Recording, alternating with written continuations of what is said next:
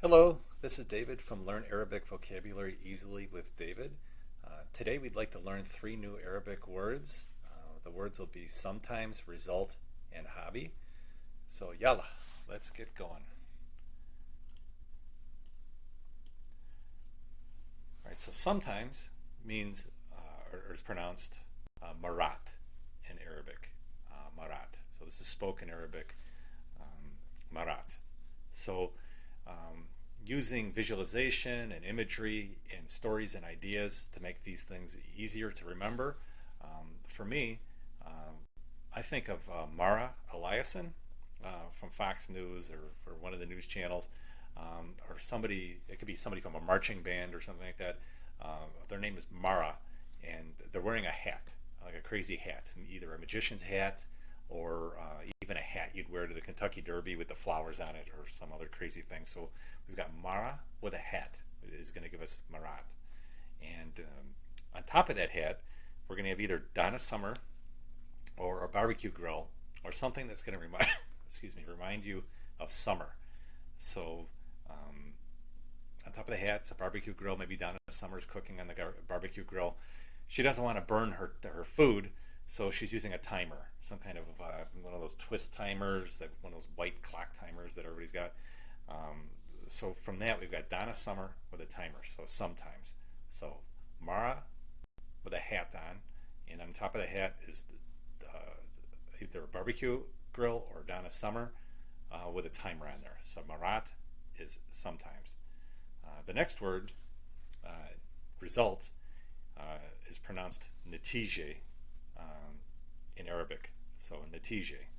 So for this word, I have a nephew named Nate, or you can use Nat King Cole, or a person named Nate. Imagine them that they are going to throw an egg at somebody named Jim. It could be Jim from the office. It could be anybody you know, Jim. So Nate is throwing an egg at Jim. So we get the Nat from Nate, Ij from egg, and then G from Jim. So natije. So Nate throws an egg at Jim, and Jim comes over and he dumps some red colored salt on top of Nate's head. So that gives us the result, a red salt. So we got Nate throwing an egg at Jim, and he gets red salt poured on his head for natije. All right, and then Hawaii. That means hobby. Like I have a hobby. I like to fish, or something like that. Hawaii. So we imagine a hippopotamus for heh, and then weigh. This hippopotamus is going to go on one of those old like white weigh scales or something, or a weigh scale you might have in your bathroom for weighing things, or even at the grocery store, a weigh scale. And the hippo's eyes pop out because he sees the actual weight that he weighs. He's pretty heavy. So we've got a hippo weighing himself, and his eyes pop out a little bit. So Hawaii from that. Now Holly Hobby was a doll. I think my sister probably had one of those when I was a kid. So I can imagine Holly Hobby's going to jump on the back of this hippo and tell him that, hey, it will take me for a walk somewhere or something like that. But anything you can imagine that would remind you of hobby. Maybe you're going to throw your fishing poles on the back of this hippo, and he's going to take you to the river to go fishing or something like that. So whatever's going to remind you of a hobby. So for hobby, we've got, for Hawaii, which is hobby, we've got a hippo climbs onto a weigh scale, and you can imagine that the thing is probably breaking in a million pieces, that kind of thing. The hippo's eyes pop out because he's so heavy, and then Holly Hobby sees the opportunity to throw her fishing poles on top of this hippo, and they're going to go fishing because that's her favorite hobby. So again, we've got sometimes, which is Marat, result, natije, and hobby, Hawaii.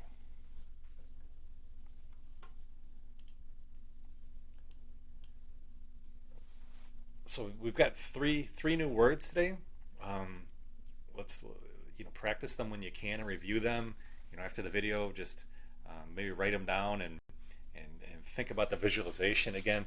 Think about what you could do to add color and action and activity to these words.